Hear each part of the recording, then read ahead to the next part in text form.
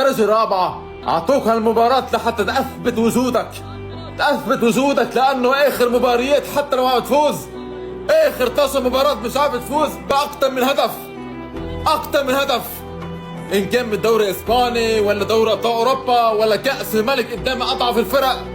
فريق ما عنده شعار عم بتفوز عليه بشكل أنفس. حتى لو فزت هيدا فوز، هيدا بتعتبره أنت فوز؟ أنا بعتبره هيدي إهانة بحقك، بحق تاريخ ناديك. درجة رابعة عم بهينك بدين شوط.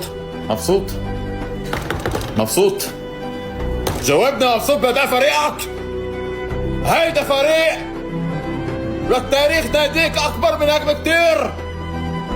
هيدا مدرب ببصم لك بالعشرة إنه موسم صفر لموسمك بحال بيه. هيدا مدرب باقي لآخر موسم وما في مبروك.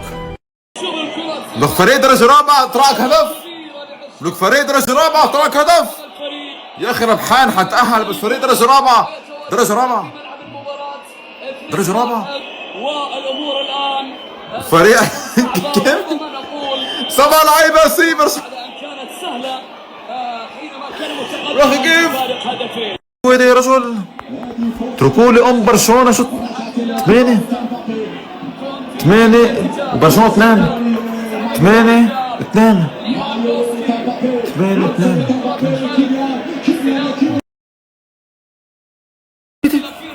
يا خش لي. ولكن ابعاد الكرة من جانب حارس المرمى والكرة تضيع على برشلونة.